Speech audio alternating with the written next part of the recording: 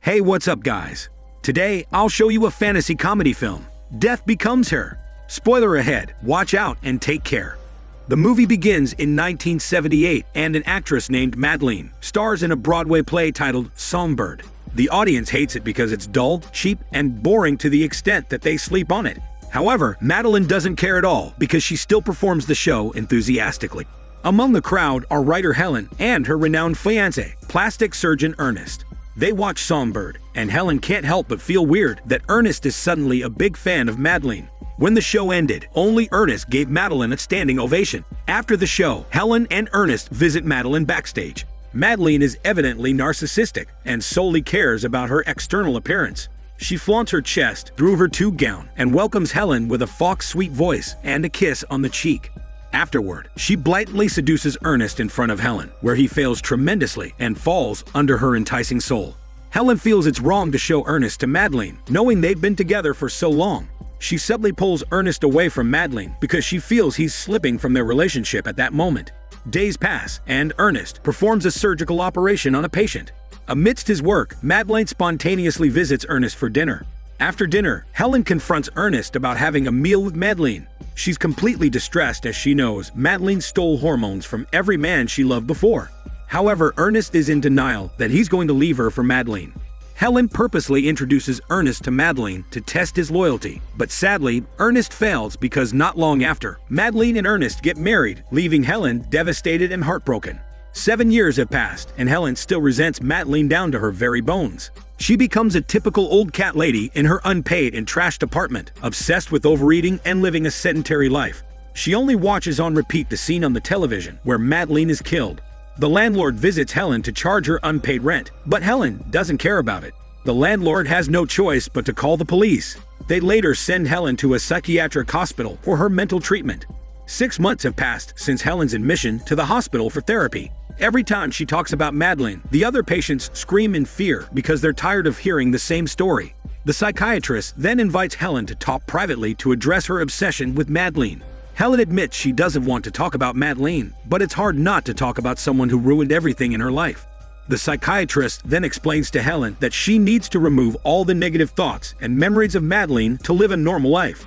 However, Helen misinterprets the psychiatrist's message. Instead, she thinks it means killing Madeline. Another 7 years have passed. Madeline and Ernest live in a luxurious mansion in Beverly Hills.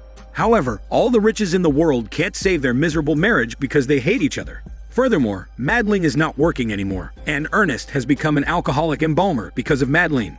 One day, the maid wakes up Madeline with a letter of invitation from Helen's book launch, titled Forever Young. Upon hearing Helen's name, Madeline can't help but to body shame Helen's figure. Meanwhile, Ernest suffers from constant hangovers every morning because he drowns himself in liquor at night to forget that he's with Madeline.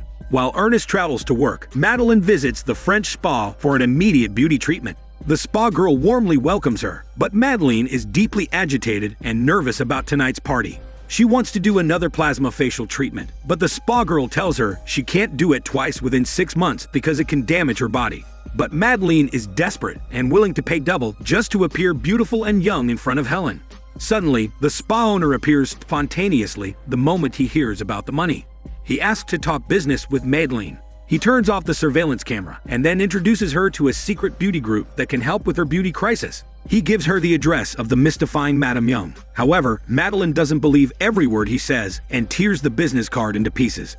It's finally time for Helen's book launch, and Madeline and Ernest arrive at an opulent venue. Madeline assumes Helen must have hired actors to put up with the fake lavish show.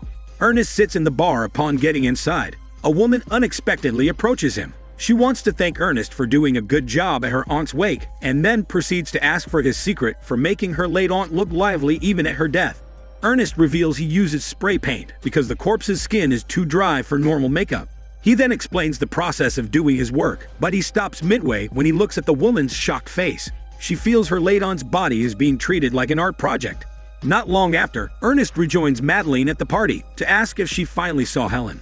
At first, Madeline is sure that Helen is not even at the party until the guests begin crowding around a woman that looks like Helen. Madeline and Ernest assume Helen still looks as fat as ever until the fat woman leaves, revealing the actual Helen. The new Helen is sexy, hormone radiant, and looks daring in a red gown. Madeline walks up to Helen to ascertain if it's true, because it seems aging didn't affect her. Just then, Helen catches Madeline staring at her, so she calls her and welcomes her the same way Madeline did to her years ago. Helen embraces her, and Madeline masks the jealousy in her blood by forcing a smile.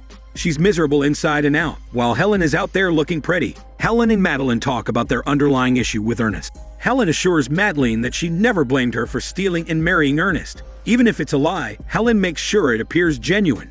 She gives Madeline a smelly kiss on the cheek, leaving a red lip stain. After that, Madeline browses Helen's book along with the other guests. The guests wonder how old Helen is, and when Madeline reveals Helen's in her 50s, the guests exclaim and inquire what products Helen used to look young.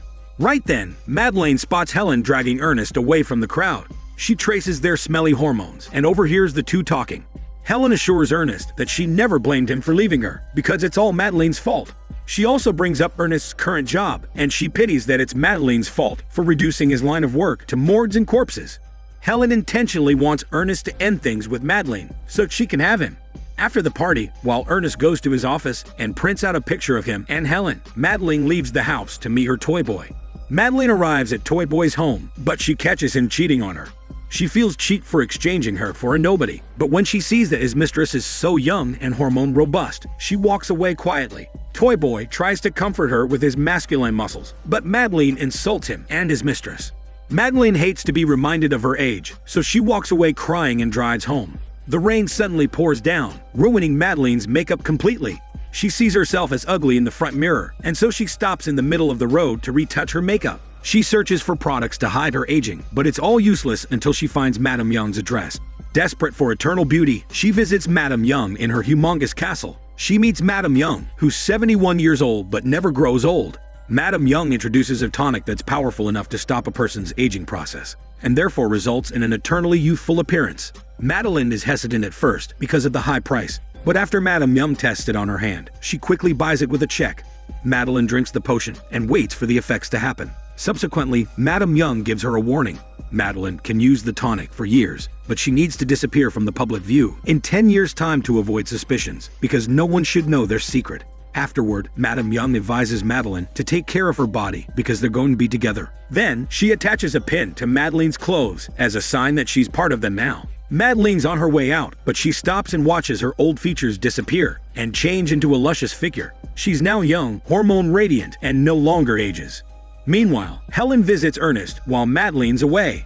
Helen charmed her way into Ernest's heart to take advantage of his weak spot towards women. She tempts him to do explicit activities, and they end up doing a smelly workout on the couch. Once Ernest lowers his guard, Helen persuades Ernest to kill Madeline so they can live together. Helen's plan is simple. They're going to sedate Madeline with an untraceable drug, then put her in a staged accident that's supposedly caused by intoxication, before calling the police to report the incident. Once the forensics examines her body, the only thing they're going to find is alcohol, because the drug used to sedate her has disappeared already. Ernest agrees to work with Helen.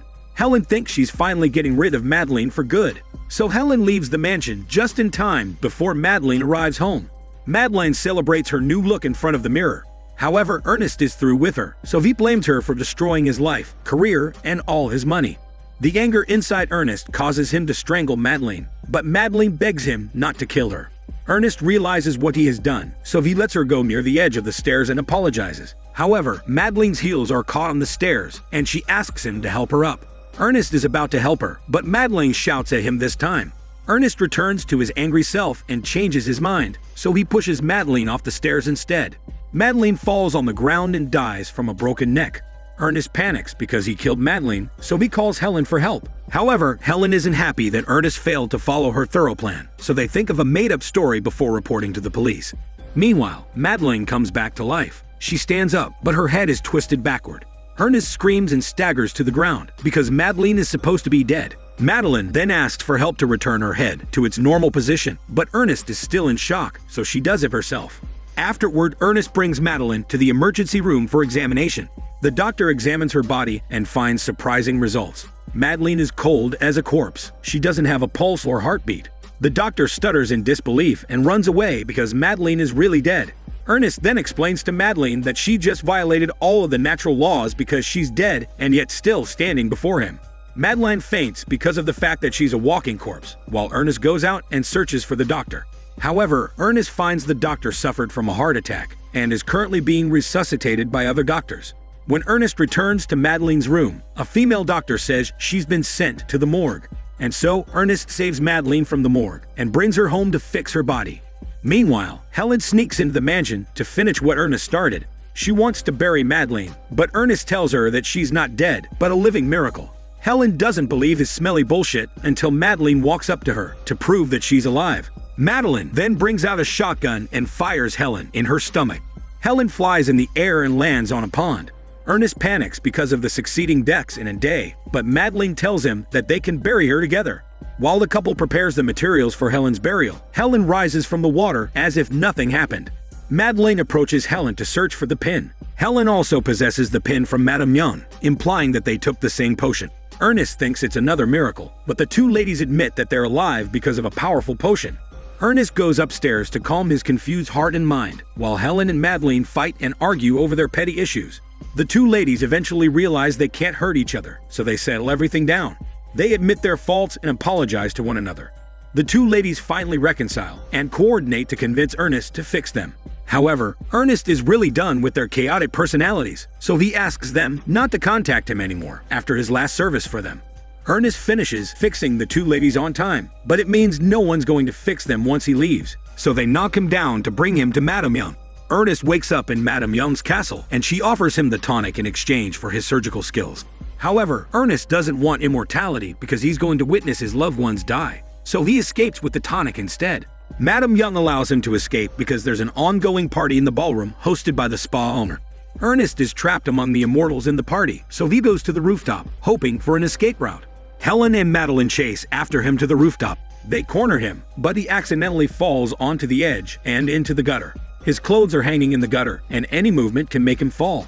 Madeline and Helen then see Ernest carrying the tonic, so they convince him to drink it to survive the fall. However, Ernest knows they will only use him if he lives forever, so he allows himself to drop. However, a large pool catches his fall, and he survives the drop. Finally, Ernest escapes from the castle alive. Meanwhile, Madame Young ejects Madeline and Helen from the group because of Ernest. Therefore, the two ladies must rely solely on each other to survive. The movie ends 37 years later. Ernest died after living a fulfilling life with his new family and making an amazing contribution to the community.